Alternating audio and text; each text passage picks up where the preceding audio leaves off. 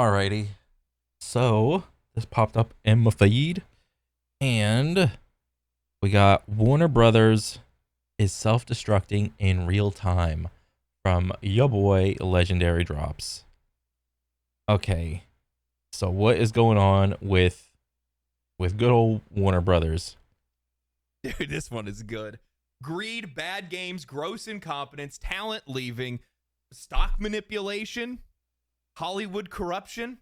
That's everything. That's the kitchen sink right there. That's the video. WB Games, no. WB Discovery has been speedrunning their collapse for the past 5 years, and I'm surprised nobody has taken notice of it. You guys thought that Ubisoft was bad. You haven't seen anything yet. Well, Ubisoft did all that, but it took them longer. The WB had all that happen probably like in a condensed timeline, I'm guessing. Because I mean, like in the beginning, Warner Brothers was like decent, no? Like let me see, new tab, list of all Warner Brothers games. Okay, Hogwarts Legacy, good. Harry Potter Quidditch, good. Lego, everybody loves Lego Star Wars. Looney Tunes. What is this one? Acme Arsenal. I think this one was good. Injustice, GOAT. Lego Harry Potter. All the Lego stuff is just good. Scribblenauts. Wait, I know Scribblenauts is good, but like a movie 2 video game. Okay, it's probably like decent. Nintendo Scooby Doo. Guinness. Cars. 300. What is this one? March to Glory. What? DC Universe. I think this did like moderately well. Batman. Yep, all the Batman shit. Goated. Middle Earth. Good. Multiverses. I think everyone liked this. I don't know. I don't think it's like relevant now. Justice. Good. Good. Lego The Incredibles. It's again Lego. Game of Thrones. I don't know if this did good or bad. Heads Up. Oh, wait. Warner Brothers made Heads Up. Bro, I played this fucking mobile game. Everybody plays this shit as like an icebreaker game. Galactic. I never heard.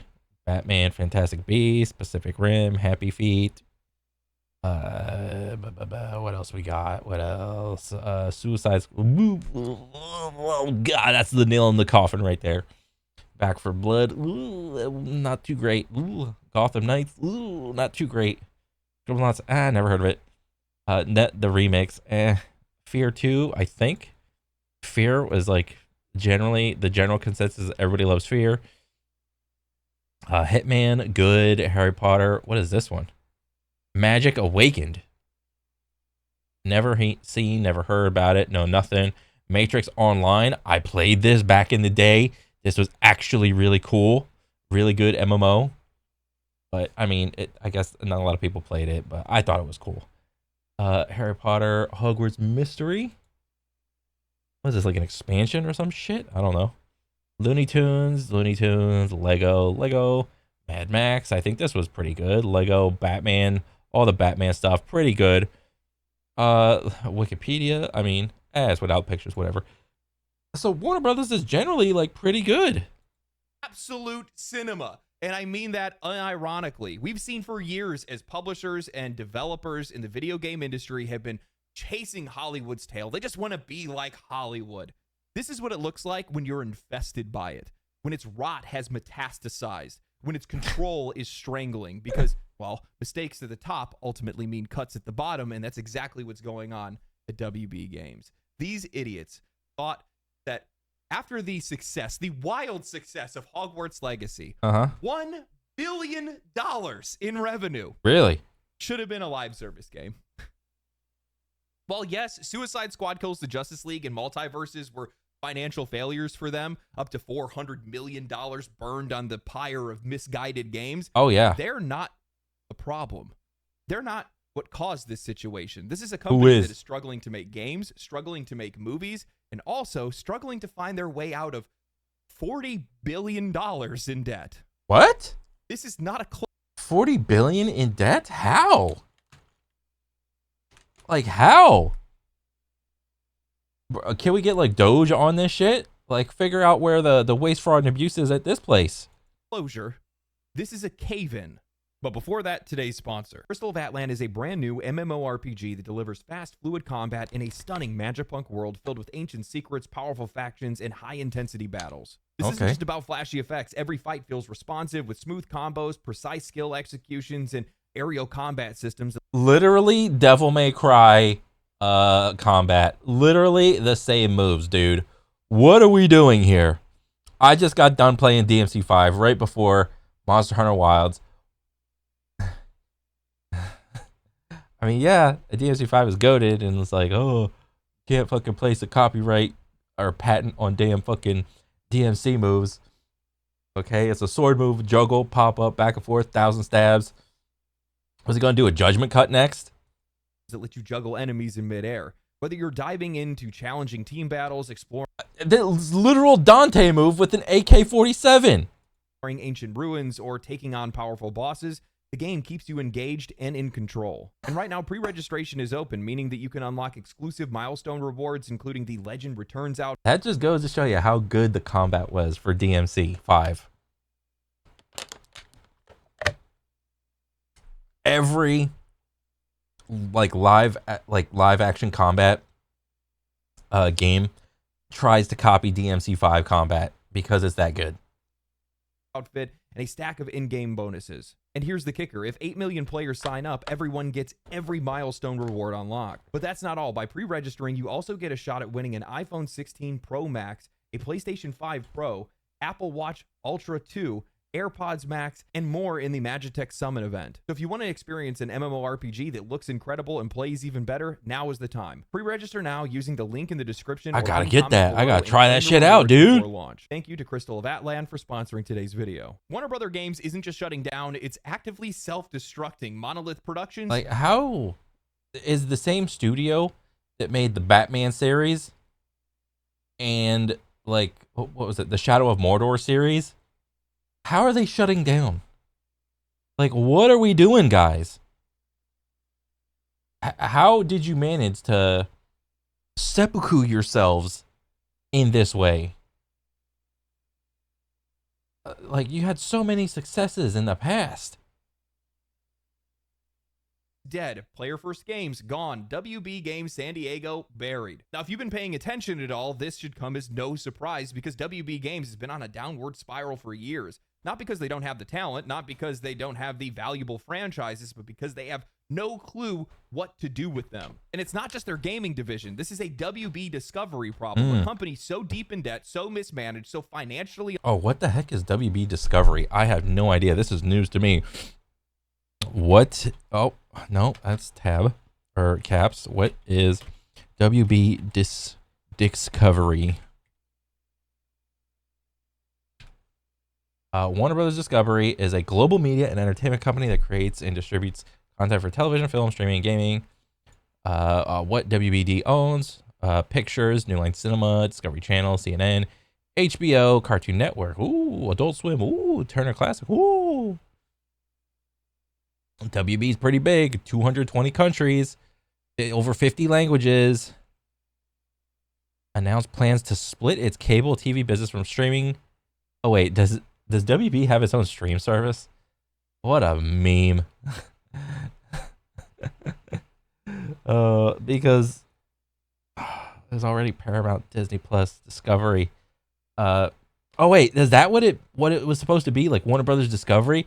Like the Discovery Channel? Like they just merged and tried to make like a consolidation of businesses and shit? Is that what happened? I thought Warner Brothers Discovery was just like the big umbrella. I didn't know that they merged. Oh my God. That's news to me. Unstable that they're throwing everything at the wall, praying that something sticks. They're thinking about delivering value to their customers, and I don't actually think they're even thinking about how to generate revenue at all, because whether it's TV, movies, or video games, the entire company is hemorrhaging money. A lot of people want to assume that this has something to do with Suicide Squad Kills the Justice League or multiverses, but if we look at WB Discovery overall, $34.6 billion in net debt. On Thursday, Warner Bros. Discovery, Inc., NASDAQ, WBD reported Fiscal fourth quarter revenue decline of 1%. Who gives a fuck? It's 1%. XFX year on year to $10.03 billion, marginally missing the analyst consensus estimate of 10. What's this, like 10 billion? 10 plus billion of losses? The EPS loss of 20 cents missed the analyst consensus estimate of a 5-cent gain. The net loss was about 500 million, widened from a loss of 400 million year over year. What the fuck does this mean, dude? $494 million net loss in quarter four alone, a 29% drop in game revenue year over year, a 9% drop in theatrical revenue because movies are flopping, a 16% drop in TV ad revenue because nobody's watching any of their networks. The only thing keeping them alive isn't gaming, isn't movies, isn't streaming, it's licensing deals. They're making more money off of other people using their IPs than they can themselves. Oh, so they just don't got good shit on their little network doodad. Oh. This is the mental, the financial wrestling and capitalistic wrestling of trying to find good IPs, good brands to just make shit for. And I mean, I would imagine, like, once you watch all the good stuff on WB, you do the same thing as you would if you had like Disney Plus or something. You watch all the good shit and then you just cancel your subscription. Oh man, that's so funny. And that's the real problem here, because WB Discovery isn't in business of making great games or entertainment. They're in business just trying to survive until the next quarterly earnings call. Squeezing every last drop out of whatever they own, no matter how much it kills their long-term success, because, well, this leadership isn't interested in long-term success. No, leadership just cares about the next quarter. You're only as good as your last quarter. That's what they're thinking. WB Games isn't dying because of bad luck, not because of one or two bad games, but because of their own absolute unrelenting stupidity and the sheer desperation of a company that has no options left. What's crazy is things didn't used to be like this. Everybody knows. Yeah, and like, speaking of Batman, didn't Kai Cenat just get done with his little Batman marathon or whatever? So I mean, that probably helped. That made everybody go and buy like Batman. You know, all the like 35-year-old dudes like me, we've already like played all this shit. You know, I bought these games on like my physical copies of these games on like my old ass like Xbox or whatever. But like, Kai streaming this shit, I mean, this probably helped out a bit. And everyone go get Batman. That's cool. I mean, yeah, that's good. But I don't think that if anything, that probably helped us like level off the dip, if anything. To Warner Brothers is the Harry Potter movies, The Hangover, Twister, Mad Max, Terminator, The Matrix, Troy, the Batman movies, 300. Yeah, those are all like banger IPs. You guys, like, no one could figure out anything to do with those IPs. Those are all goated. 300? The first one, not the other subsequent ones. Like 2 was like, nah, it wasn't good. But the first one, oh, that was made after a graphic novel. I mean, I never read the graphic novel. I wish I did. I don't know. Maybe I could go buy it, but whatever. But the movie, oh. How's it go? Peak. Warner Brothers has made some of the most timeless movies imaginable, and they have a few still left in the tank. I know I've really enjoyed the Dune movies, and I know a lot of people really enjoyed the Barbie movie. That made a lot of money. They've also had some of the biggest gaming franchises in the industry. This is so, that little scene transition of like Batman circling around. It's like, oh, you know, this is like a what do you call it? A moment in Skyrim where it's like, oh, you see that mountain over there? You want to go over there? You can. It's the same thing, same vibe as Skyrim. Look at you pan around Batman's face. You see all of Gotham. It's like, okay, I'm in a cinematic scene. Okay, zoom out. Right behind Batman. He's just sitting there perched up. Get on out there. It's like, what? It's not a cinematic scene anymore? I could actually just go over to that clock. I could go over here I could go anywhere. This is awesome. History, not just profitable, but respected. The Batman Arkham series weren't just great superhero games. They redefined the genre and set a gold standard that even the Spider-Man games are still being compared to. Which is kind of crazy because if you think about it, like in real life, like Gotham is supposed to be like a mimic of like New York. It's just funny seeing like a big ass like 300 foot, however big this is, like LCD screen TV just out in public. I don't know. I just find that funny. Today, Middle-earth's Shadow of Mordor was a breakout success, introducing the Nemesis system, one of the most innovative and famous mechanics in modern gaming, where you're... Oh yeah, the whole Nemesis system. They patented this shit so that no other, nobody else could like copy paste this type of like system in their game. I mean, I think Warframe tried to do it a little bit with what the fuck was it? The sisters and the Kuva sisters or whatever, or the Kuva witches, and like some of the other things. Like they tried to mimic it and like tried to like skirt around the patent. It's like, oh, it's kind of like it, but it's not really. Like, yeah, they just patented this shit and just sat on it. And now it's all going to close down and it's going to, I don't know what happens with the patent. I mean, I would imagine it still stays in place, but you're not going to get any other games with a Nemesis-like system. And like, what are you guys doing? This is like, I mean, at least Nintendo, when they fucking sued Power World, Nintendo is still, you know, gonna be making Pokemon games, so you can throw balls and capture animals and shit. Like, imagine if, you know, they had that, Nintendo had that patent on like throwing a ball, catching an animal in the ball, and then Nintendo just shut down. You can never have another game where you throw a ball and capture an animal. Now this little patent is going to just sit and rot away. And everyone, years later, are going to be complaining like there's no new innovations in video games because all the good ideas are sitting locked up in patents and no one's making games with them. It's fucking dog shit, dude. These people are scumbags. Your actions were actually remembered by your enemies, and yeah, as the orcs would rise and fall within their hierarchy, it would lead to emergent gameplay where your enemies would actually grow stronger and remember you and want to take revenge on you. They've made the Lego games massively popular. Simple, fun, co-op friendly games, actually consumer-friendly titles that have sold millions. Mortal Kombat, one of their only real true gaming first IPs that they purchased from Midway back in 2009, a franchise that's been around for over 30 years. Now that I think about it, I'm struggling to figure out why they haven't... Wait, I remember this 2v2 big head game. What the fuck was this called? Bro, I literally remember going into Walmart and playing this shit. Oh my god. There was like a move that you could do where like you pass the ball and like I think it was like an alley-oop thing, but you did like a bunch of front flips and then you just dunk that shit. Oh my god. Been captured on any of those properties that they got from the Midway deal. Rampage, NBA Jam, Cruisin' USA, NFL Blitz. For a while, WB Games was on fire. They had brand recognition from their movies, talented studios, strong IPs, and most importantly, they were letting their teams actually make great games. But then, well, WB does what this industry always does.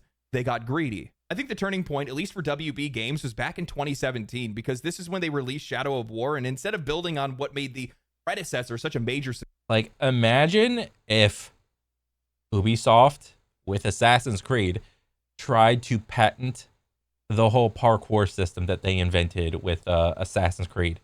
Like you just saw like this dude like climb up that wall, kind of like Assassin's Creed. Imagine if they put a patent on the parkour. I don't know if they do actually, but imagine if they put a patent on that so that you could never climb any walls like this or climb on buildings like you could in Assassin's Creed. Like you could only climb buildings in Assassin's Creed. Imagine, dude. What a dog shit world. Success, they ended up poisoning the game with some of the worst microtransactions this industry has ever seen. Loot boxes, pay-to-win mechanics, a grindy end game that literally pushed players toward... Do you need loot boxes to compete or complete Shadow of War Final Act? Really? spending real money just to be able to get through the final phases of a premium title. It was so bad that even after the game had sold millions of copies, WB still somehow lost money on it. They actually managed to make a best-selling game. Warner Bros. Insists it won't profit from Shadow of War, Fourth Hog Orc Slayer DLC, regardless of the territory in which it's sold. Unprofitable. Literally snatching defeat from the jaws of victory. Back then, we were already starting to see the signs of change. Their entire perspective had shifted away from the people that were actually buying their products and onto the investors that were demanding more short-term gains. You know what I think? Like, the whole greed thing is, where is it? It's all white. It's like this amount of profit, whatever it is, like, it's not enough. Come on. You can't just be in the green. It's not enough to be in the green. This is bad for them. The thing that they want, but will probably never admit, this is not a good line for them. It's up and it's green. They want this line. They want a line that's like that. They want that exponential growth. They can't handle linear profit. That makes no sense to them. This line is for poor people or for like regular businesses. We're like a big AAA business, so we need the big AAA line.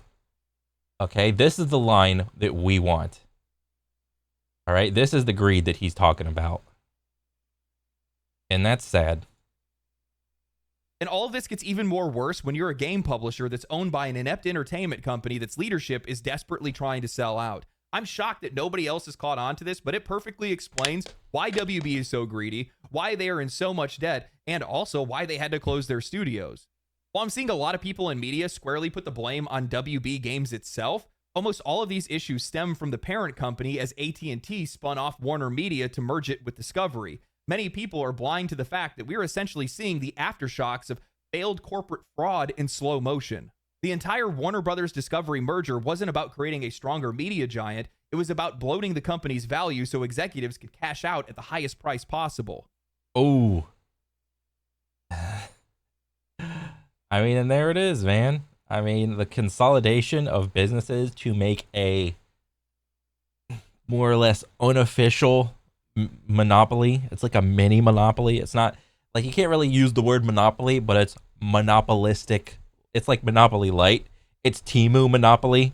It's Diet Monopoly. It's like a great value monopoly. This is the exact same playbook that Embracer Group ran when they were on their insane buying spree, acquiring a ton of IPs and studios, not because they had any long-term vision for them, but because they wanted to make themselves look like an irresistible acquisition target. Sadly, this didn't play out for them, and Savvy Games Group backed out of the $2 billion deal that they were working on. WB was doing the exact same thing. They weren't building for the future. They were stuffing the books, cutting costs, inflating value, and positioning themselves for a massive payday. Just make the bigness appear massive, make it appear super valuable, make it look like a great investment, and then right as it's coming to its peak, its crest, that's when you just sell everything. The rug pull tactic, the rug pull concept, the rug pull actions do not just come in the form of crypto and meme coins. It comes in the form of actual businesses too. The plan they had was to sell out to Paramount. They thought that they could flip the company for a high value, rake in billions, and then leave someone else to deal with the fallout.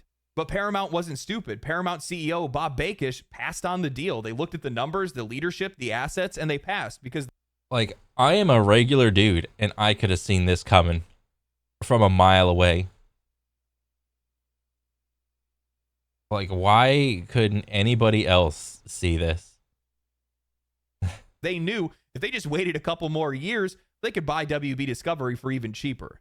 It's always the people that think they're the smartest that end up being the dumbest. While these schemes have definitely worked in the past, it's in every CEO's playbook nowadays. And given how much inflated value the company had during lockdown, It's in every CEO's playbook, and now it's on the internet, and everybody knows the tactics.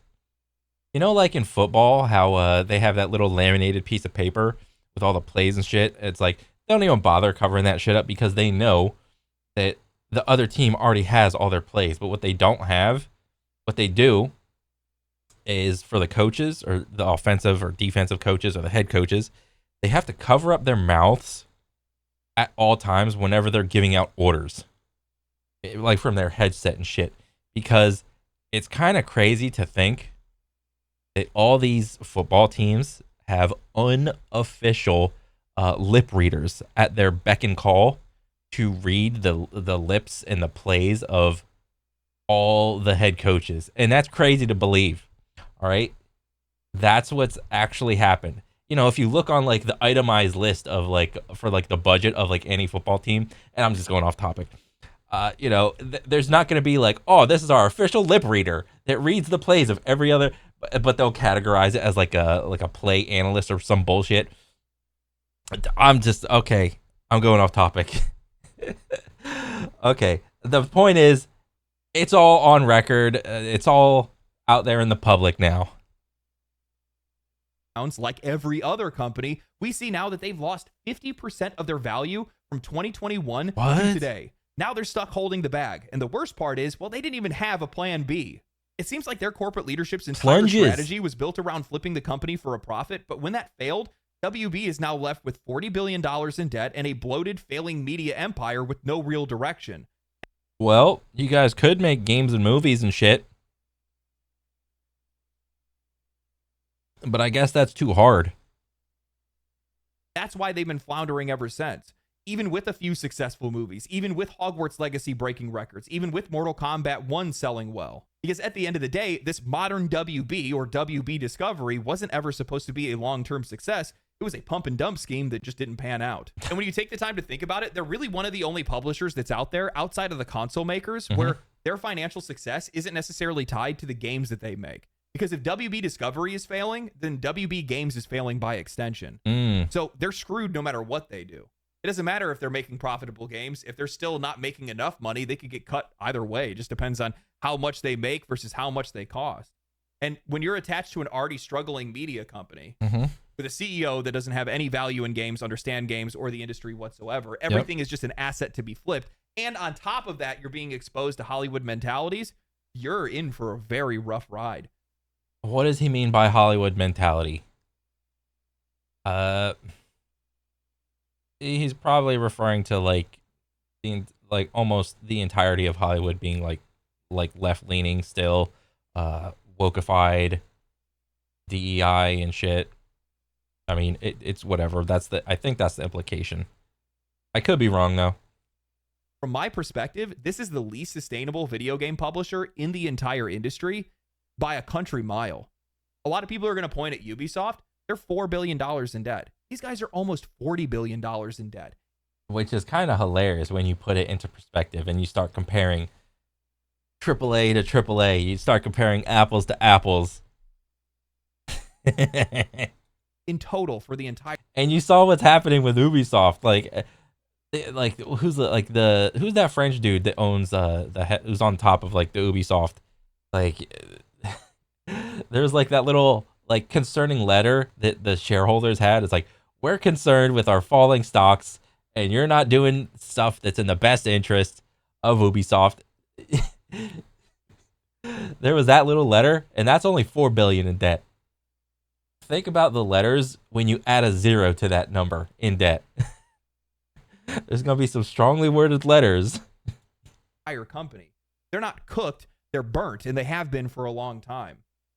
You know, outside of Suicide Squad Kills the Justice League and Multiverses, while those definitely contributed to the situation that they're in, this might be the first time. I thought the general consensus was like Multiverses was good.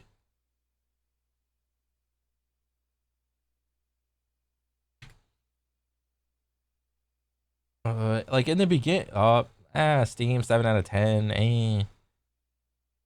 I thought that like it was popping for a little bit. I don't know what happened. It's like a fighting game. It's like a what do you call it? Like Super Smash Brothers Diet, but Warner Brothers.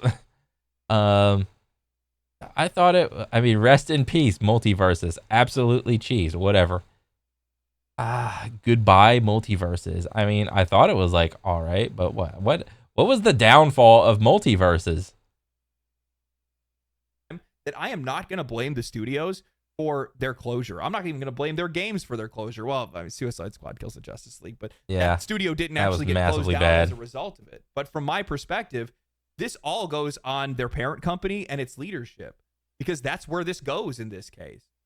Monolith, they didn't even want to make Wonder Woman. They had no interest in making that game whatsoever, and the players don't want it either. That one's obviously a Hollywood decision more than anything else. Oh, and that's the problem, because I don't think that things are going to get better for them. They can't get better for them. Not only are they shackled to the financial corpse of WB Discovery, but at the exact same time, they're being drugged down by it. They're underwater with crippling debt. You're dealing with executives that don't understand games. You have Hollywood parasites that are trying to bully and brute force their way into the industry. And on top of that, they're trend chasing so hard just to squeeze out any dollar they can. and what do they say about trends and competition? This is something that is said in competition. If you're so busy and concerned with what everybody else is doing, and you're trying to just chase and copy what everyone else is doing, you're already behind.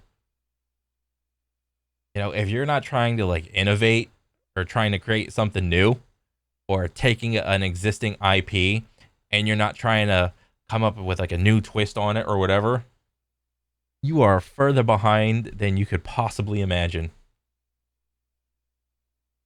That you're never going to be able to find success. They don't understand games. They don't understand the players. They don't have any respect for their audiences. What, don't they have like analytics for that shit though? Every other company has analytics for that shit.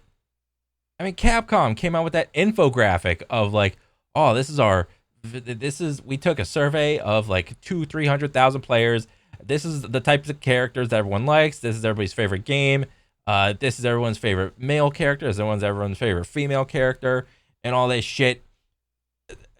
Do we not have the technology to kind of tell what everybody is interested in? I think we do. You just don't want to make a game like that. You're not interested because of, I mean, all the Hollywood parasites. They don't want to make a game or a movie for the massive amounts of like gamers that enjoy consuming this media.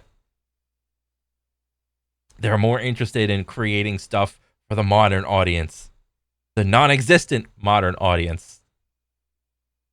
They don't have any respect for the industry. How are you going to succeed?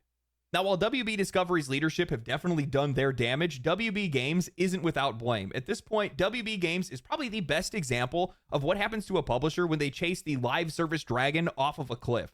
They aren't just doubling down on some of the worst monetization practices in the industry. I mean, maybe they should go take the EA pill. Remember? What did EA say? They said, oh, players don't really want single-player games anymore. But then Elden Ring comes out, that does smashes everything. Black Myth Wukong comes out. What else? What's the damn robot game? Fires of Rubicon. Whatever. Fires of Rubicon, or that that one. That comes out. That's single player. I mean, it's got like a little multiplayer thing on the side, but whatever. Like, all these great single player games are coming out, and they're just absolutely decimating all of the preconceived notions. All right, you got EA saying, oh, nobody wants to play single player. Everyone wants to play live service multiplayer. And then here comes WB. We're going to make a couple live service multiplayers, and then no one's playing the live service multiplayers. So you guys are just making each other look retarded. They are teaching a masterclass on how to ruin your credibility and destroy any goodwill that you have with your fan base. Mortal Kombat used to be about skill, competition, and unlocking content through gameplay, but Mhm. not anymore. With Mortal Kombat 1, WB cranked the monetization to disgusting levels, locking in Really? the most basic customization behind real money purchases. Really? Mortal Kombat 1 continues to illustrate that gross microtransactions work. Really? Because I thought like MK1 was like, as far as like gameplay goes, I thought everybody liked MK1. I had no idea about the, I take it, egregious microtransactions. Holy shit. Fatalities, the literal defining feature of the franchise, lock behind premium purchases. They have Oh, so that was, so they're going to take the thing that they do so uniquely well and put it behind a paywall, which was coming up with fatalities and all the other likes of, you know, all the creative ways to kill somebody. Everybody knows there's been umpteen billion Mortal Kombat games. Everybody knows what a fatality is. Now all of a sudden, oh, we need more money. Let's put the cosmetic of the fatality, something that was free and that came with every other game of Mortal Kombat. Let's put it behind a paywall. What a bonehead move. Is this game going to be at EVO? Damn, like if it is, like, whew. cosmetics that can cost more than the actual game, season passes, battle passes, and event cosmetics, forcing players to grind endlessly. Or what does the fighting game community have to say about all this? Do they care? I mean, understandably, the fighting game community is like more or less their own little island. I mean, do they care about cosmetics as much as, you know, the shooter community? You know, Counter-Strike, Valorant, Apex, Warzone, Call of Duty, all that, all the mainstay boys.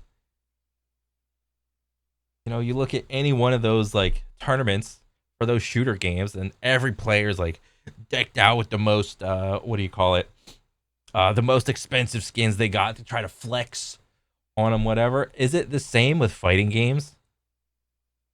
Bro, what if there was like a live service fighting game where you had like mythic level cosmetics, you know, like an Apex or Overwatch or some shit, where it's like, oh, this costume costs like $500, or like in League of Legends, you know, there's like, I think there's like $500 skins in League of Legends or some shit like that. How long did they plan on keeping MK1 alive before making like a second one, like MK2, in this rebooted version? They have to know that they can't come out with like an MK2 for like many years because of like how heavily they leaned into like the live service of this game, because the moment MK2 comes out, that's gonna literally negate all the cosmetics and purchases that you made in this game. Fighting games like are like a dime a dozen. You know, one comes out, oh, the other one fades away. And then new one comes out. Everyone's playing the new hotness. Woo! You're only as good as your last fighting game. Like, what are we doing? pay up before that content disappears forever. Overpriced premium currency scams where the bundles are priced in a way that forces you to buy more than you actually need, leaving you with leftover credits, hoping that you're going to spend even more money. At this point, Mortal Kombat isn't a game. It's just a monetization platform with some fighting mechanics attached to it. And if you think that's bad, WB straight up ran one of the biggest live service scams in recent memory with Multiverses. When Multiverses launched into open beta in July 2022, it quickly gained massive popularity, pulling over 20 million players and generating millions in revenue through founders packs, battle passes, premium currency, and cash shops full of cosmetics. It didn't feel like a beta. It sure as the heck wasn't sold like a beta. Wait, there was all those microtransactions in the beta?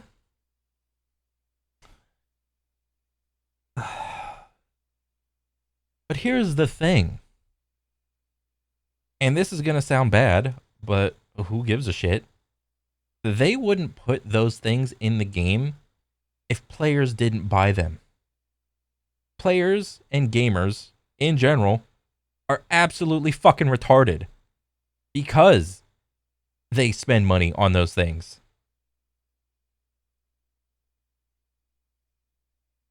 WB was marketing this like it was a full release, running seasonal events and treating it like it was a long-term investment. And then they shut it down. In March of 2023, WB suddenly announced that the beta would end in June of 2023, taking the entire game offline for over a year. Apparently, the studio that was making the game ran out of content, and instead of just leaving the game online and taking longer breaks in between. How do you run out of content? You couldn't just copy paste the Super Smash Brothers model of Super Smash Ultimate every couple months, just come out with a new character? You guys couldn't do that? Or like come out with like a new mode, come out with like a creative mode where you can like build a level or some shit? Like start hosting like tournaments, come out with like public play ranked mode duos, or like 2v2 or 2v2v2 or whatever. Like they couldn't do that. They couldn't come out with like an arcade. Like, it's so easy. Just copy whatever Super Smash Brothers did. What? Between updates, they just took it down entirely. No refunds, no guarantee that their purchases would carry over when the game re-released. No indication that the shutdown was coming before people had already spent money. Players had assumed that the game was like an early access launch and they could play the game, support it while it was in development, and that's seemingly how it was marketed. But that's definitely not how it ended. For an entire year, WB sat on players' purchases while pretending like this was all part of the plan. Then, in May of 2020, yeah, what'd they do with all that money? Before Multiverses reached its full release, and 8 months later, WB said it was going to get its final season. Now, Multiverses is shutting down for good on May 30th, 2025. That means that everybody who supported the game, anybody who bought battle passes, the founders packs, character unlocks, skins, or premium currency twice now, have nothing to show for it. WB took money from players not once, but twice, and then killed the game anyway. And what this does is this ruins the whole concept of live service video games for everybody else. This ruins it for the future of live service games. This ruins it for everybody that has like 5 or 10 years already invested, games like Warframe and stuff like that. This ruins existing live services games as well. This is what live service games are at their worst. A game that was never designed to last, only to extract as much money from people as possible before vanishing into thin air. Then we have Rocksteady, the studio that gave us Arkham Asylum, Arkham City, and Arkham Knight, one of the most respected, beloved, and talented single-player developers in the industry, forced to make a live service dumpster fire that completely destroyed their reputation. WB took a single-player studio known for immersive, narrative-driven games and made them build a looter-shooter with brain-dead RPG mechanics, some of the most ugliest character designs that I've seen in any game, battle passes, and always online. While there were some rumors that this game was originally pitched by Rocksteady, it wasn't. It was a rebooted corpse of a game that was brought over from WB Studios. Suicide Squad was doomed from the start. It didn't reflect anything of Rocksteady's talent in the slightest. The core design was fundamentally flawed because it wasn't built for fun. It was built to be monetized. Every gameplay loop was designed around engagement metrics, not player enjoyment. I mean, they put in characters that historically do not use firearms into a looter shooter simply for the purpose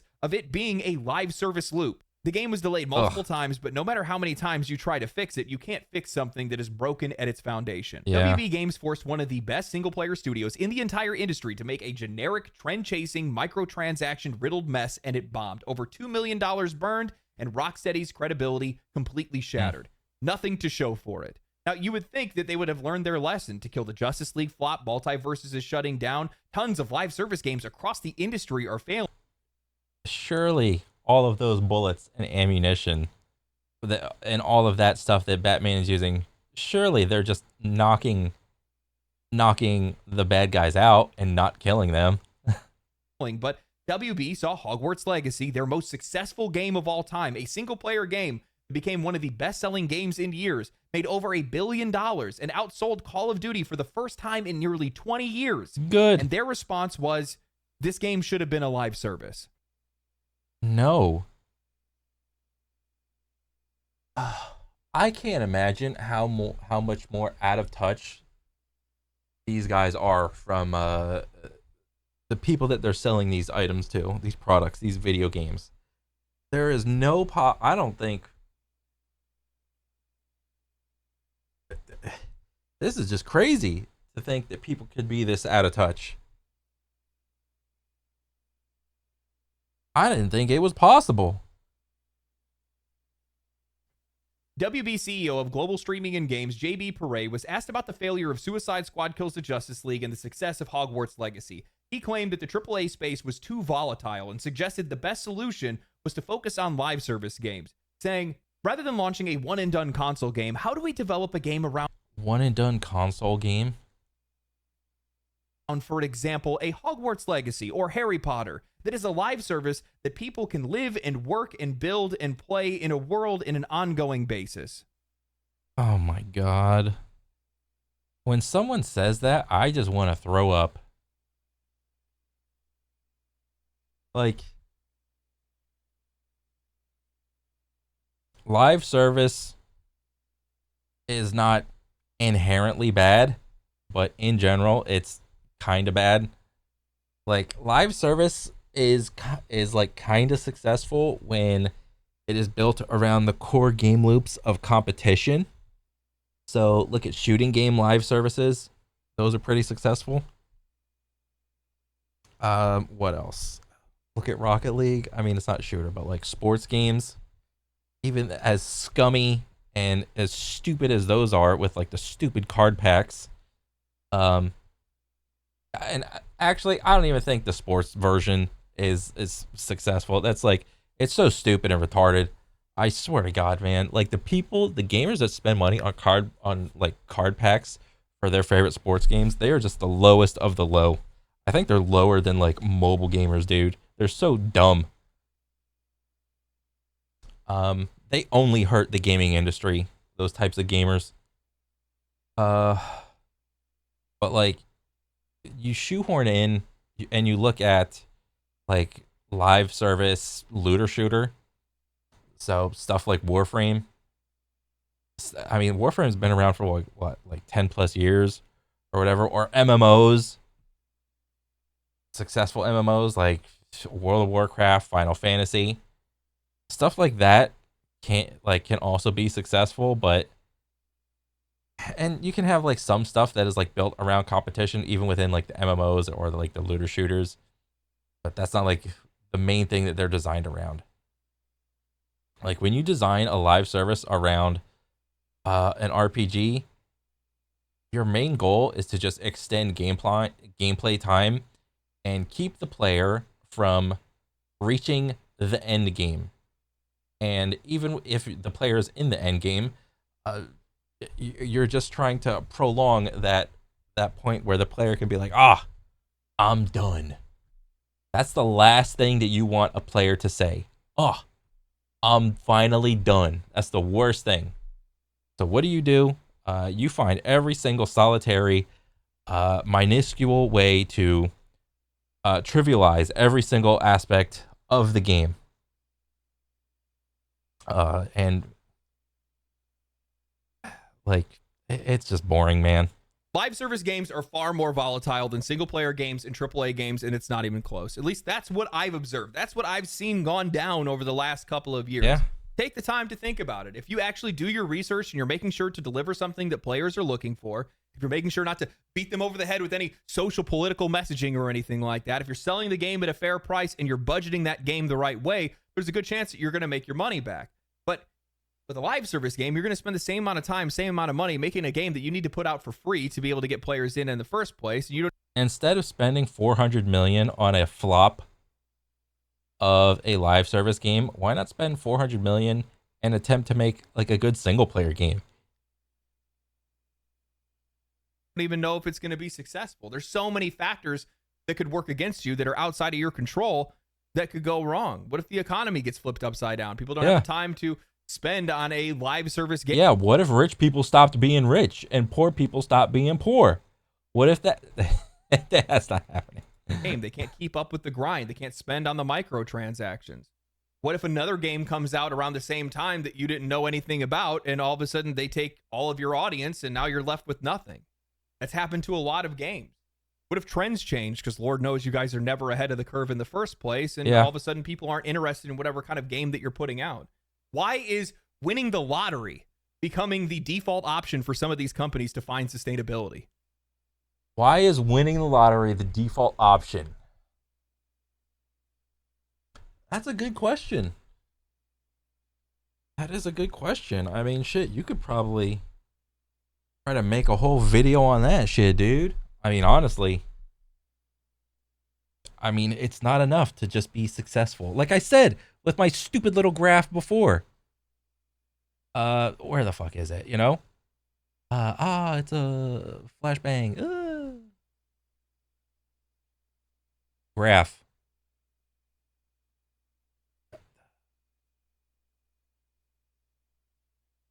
Pencil. Brush. Whatever. This is not a good line. Linear is not good. I mean, and I used that line before, but where's the fucking undo button? Edit. There's no undo button? You? Undo. Is that it? Yeah. Yeah. Like, this is not a good line. To common people, this is a good line. But the people that are operating these businesses are not common people. They have no idea. What is this line? What is it? Oh, God. What the fuck? Oh, wait. That's like the thickness of the thing. Okay. Yeah, these, like, I used that line before, but I think I was mistaken. Like, the lottery, the type of line that they want to see is like this. It's like this line, actually, but more pronounced. It's more like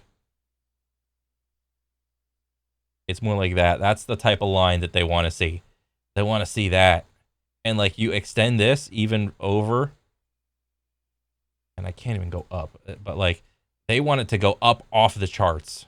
All right. That's the type of line that they want to see. What are you doing? You just lost $300 million on live service games.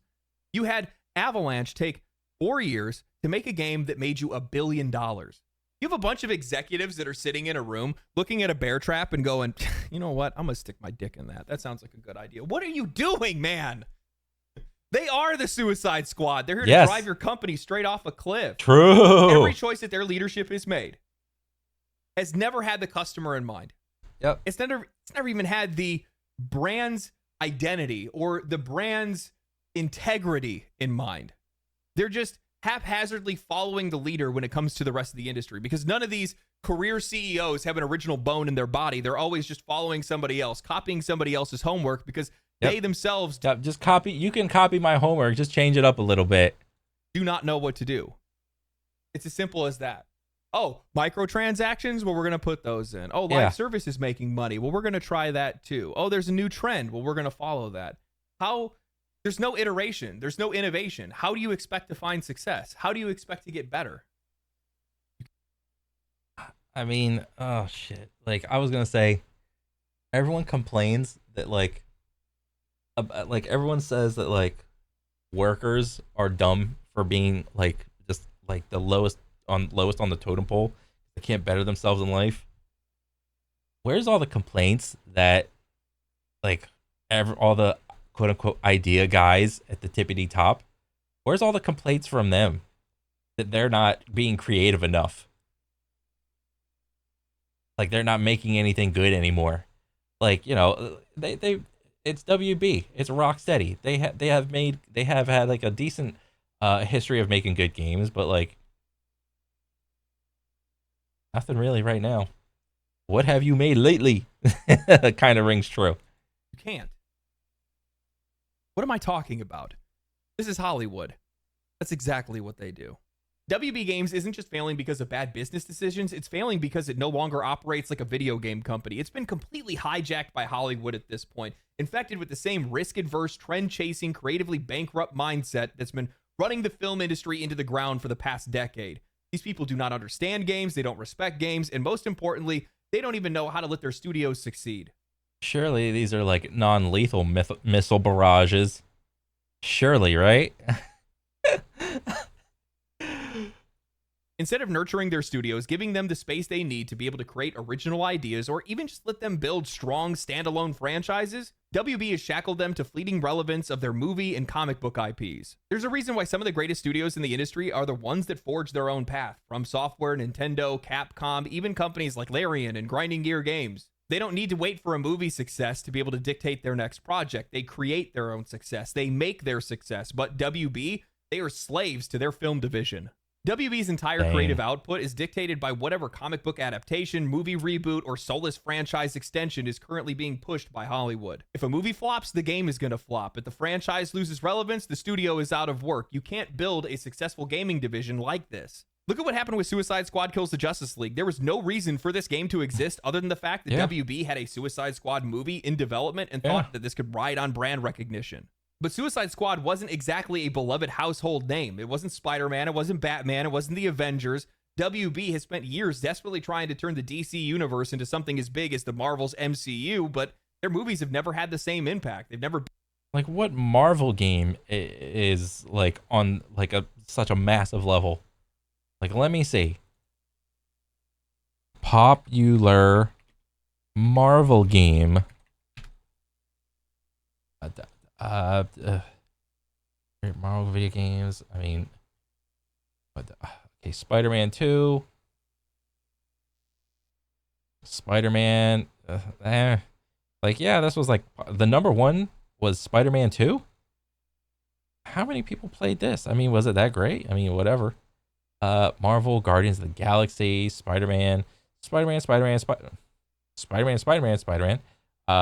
X-Men. Okay, now we're like back in the day. Like, what is DC trying to do? Copy Marvel's? Like, Marvel's Capcom 2.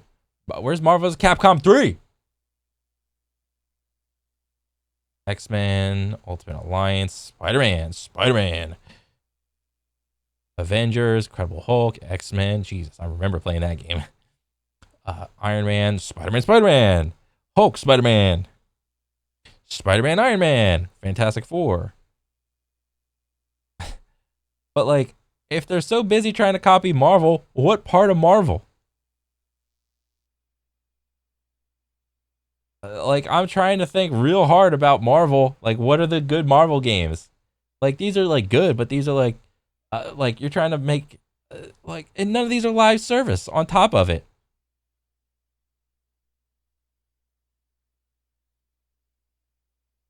Like, what?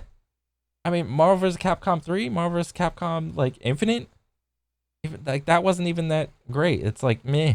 It's not going to be like Marvel vs. Capcom 3. I mean, I would say Marvel vs. Capcom 3 had a lot of staying power. But, like, chasing? What are you chasing? There's been no good live service Marvel game. So you're going to attempt to make a live service DC game? Built the same goodwill. They've never had the same level of interest. What's funny is that while even Marvel-related superhero games have also struggled the past few years outside of Spider-Man and the recent hit in Marvel Rivals. Yeah. So when Rocksteady, a studio known for meticulously crafted single-player Batman games... Oh yeah, Marvel Rivals. That is a thing. I forgot about that. Yeah. ...games was suddenly forced to make a live service looter shooter about Suicide Squad, it was already doomed. The movie itself wasn't even a major hit, so what makes them think a cringe-filled, trend-chasing live service looter shooter was going to appeal to anyone? This was a Hollywood decision, not a gaming decision. Nobody at Rocksteady pitched this idea. Nobody at WB Games, if left to their own devices, would have made this their next project. Yeah. This was purely a case of a game being made to sync up with a movie release, and like clockwork, it backfired spectacularly. I love it. Suicide Squad isn't the... Let's just take a moment to dance on the grave of Suicide Squad.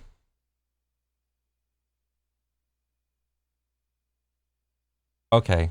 The only casualty. Look at what happened with the canceled Flash game. WB had a Flash movie in the works. They greenlit the Flash game. The movie flopped. They canceled the game. That's how this company operates. They aren't making games to stand on their own. They're making products that are there to be able to... They gotta... All the products have to link up. Like, what is this obsession with trying to make pieces of media? Like... I want to watch the movie, and then there's another piece. You won't understand this part of the movie unless you watch the comic book. And then to understand this part of the comic book, you got to play the video game. And then to watch this part of the video game, you got to watch the show. Like, what is this obsession to try to link up all the pieces of media into, like, one cohesive story to where it becomes a necessity to understand the story. You have to consume all of the media. The first time I heard about this stupid little idea is from Will Smith one time. It's like some YouTube video I saw. It's like, oh, I want to make like a story where you have to consume every piece of media. It's like, no, that's stupid. Normal people don't operate like that, and a good story can stand on its own in one form of media. Stop. Support whatever's on their film slate. If a game studio's entire fate is tied to whether or not the latest DC movie or WB movie performs well, then how the hell are any of these studios supposed to survive? They didn't even realize they were looking the gift horse in the mouth, because this is exactly why Rocksteady's Arkham series was so successful, because it wasn't tied to the movies. It wasn't piggybacking off of Christopher Nolan's Batman films. It was its own thing. It was a game-first vision of Batman, built from the ground up with mechanics, storytelling, and world design to fit that medium. But WB doesn't seem to understand that anymore. Instead of letting their studios define whatever their own creative vision is, they are assigning them whatever IP needs a game at the moment. That's how Monolith, a studio that revolutionized open world design with the Nemesis system with Shadow of Mordor, ended up making a Wonder Woman game. Now, I'm not saying that Wonder Woman is a bad character for a video game, but under WB, this was never going to work. A Hollywood-driven Wonder Woman game made by an American studio for an audience that overwhelmingly... I mean, like, to be fair, I don't know dick about ass about the Wonder Woman story. I just know it's Wonder Woman. She's got like a real name. She came from like an island of like Amazonians, like kind of like Sparta, but like pure females, which is fine. I don't give a shit.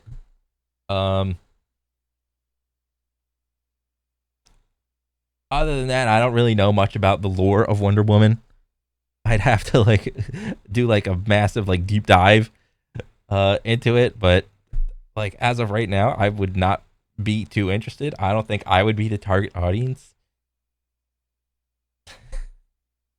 Consists of young men. Published by WB Games. This had disaster written all over it. Nobody wanted this game, nobody asked for this game, and in all likelihood, Monolith didn't even want to make it. WB had a DC-shaped hole in their release schedule, and they just shoved Monolith into it. If this game ever would have saw the light of day, it 100% would have turned into yet another strong female protagonist lecture disguised as a video game, because that's how Hollywood sees Wonder Woman. For me, the only way that a Wonder Woman game would have worked is if it was made by a studio that understood how to handle... Ooh, kind of referencing Nier Automata. Dang, if Wonder Woman came out and if it was like Nier Automata, that'd be sick. Action, spectacle, and combat systems that really make the character feel powerful. Someone like, I don't know, Platinum Games, maybe under the direction of Yoko Taro, where the gameplay actually sells the fantasy of being an unstoppable warrior, but WB would have never gone in that direction because, well, they don't want a game that delivers on fantasy. They would rather have a game that would reinforce a message. And this is the nail in the coffin for me because I don't think that WB Games really has much of a future. It has no identity. I would be the target audience if they made Wonder Woman like Nier Automata. Beyond their IP. It's not a creative powerhouse. It's not a innovative publisher. It's just a marketing arm for WB Discovery and whatever they're trying to push. Their developers have no freedom and they're shackled to the debt of their parent company. That's why there's no room for mistakes. That's why they're hemorrhaging money, closing studios, and turning IPs into cheap cash grabs. Because at the end of the day, WB Discovery doesn't make games. They're making excuses. So we know that Suicide Squad Kills the Justice League had journal entries from Lex Luthor that were talking about how Wonder Woman had to suffer through toxic masculinity. Oh, that's fucking retarded. That's such a stupid phrase. Oh man, the moment I hear that, I mentally just check out. I'm like, okay, what other games out, guys? That's literally what you do. You alienate your audience. You make them, and just with the simple mentioning of like I'd be interested in a Wonder Woman game that played like Nier. But if you're gonna do some dumb shit like, oh, she had to suffer through toxic masculinity, I'm just like this. This is what I do.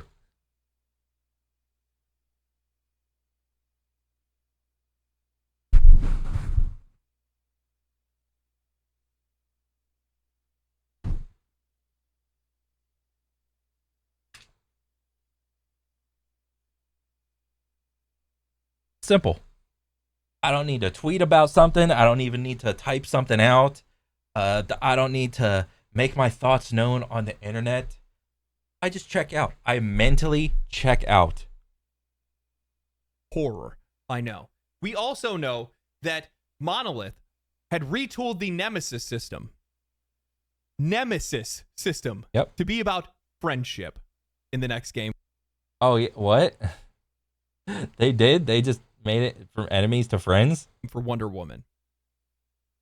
Well, that's stupid.